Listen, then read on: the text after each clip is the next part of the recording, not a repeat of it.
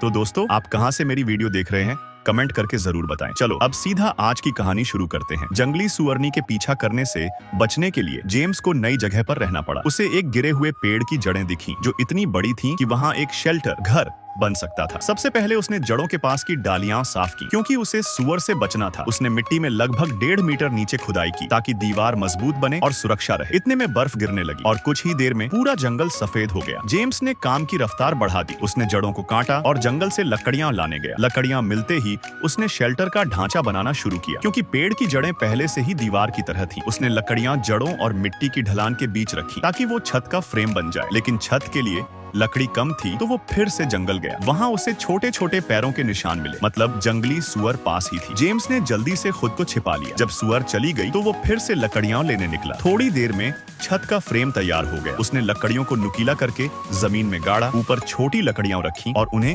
कीलों से जोड़ दिया। इस तरह उसका बेड तैयार हो गया। फिर उसने पास में एक टेबल भी बना ली जो लगभग उसी तरीके से तैयार हुई जैसे बिस्तर। थोड़ी ही देर में टेबल भी बन गई। अब बारी थी दरवाजा बनाने की। उसने फावड़े से जड़ों के पास खुदाई की और सामने की जड़ों को काट दिया। फिर उसने बेलों और रस्सियों से दरवाजे का फ्रेम मजबूत किया। बाहर बर्फ और तेज गिरने लगी थी। उसने लकड़ी और कीलों से एक बड़ी दरवाजे की आकृति बनाई जो दरवाजे के छेद में बिल्कुल फिट बैठी। जेम्स ने दरवाजा जमीन में फिक्स किया ताकि सुअर उसे धक्का देकर न तोड़ सके। फिर उसने वाटरप्रूफ शीट छत पर बिछाई, ऊपर मिट्टी डाली और दबा दिया। उसने काई और टहनियां भी डाली ताकि पानी और ठंड दोनों से बचाव हो सके। उसने दरवाजे के नीचे भी काई लगाई, फिर पोर्टेबल हीटर लगाया और बाहर की ओर धुआं निकलने की पाइप फिट की। इस तरह जेम्स का शेल्टर तैयार हो गया। अब उसने सोचा कि इतनी मेहनत के बाद खुद के लिए कुछ अच्छा खा ले। उसने आलू तले, फिर 2 हनी सॉसेज काट कर फ्राई किए और स्वादिष्ट रात का खाना बना लिया। वो गर्मागर्म खाना खाकर बहुत खुश हुआ। थोड़ी देर बाद चैन से बैठ गया और उसने ठान लिया कि अब वो इस गर्म और सुरक्षित शेल्टर में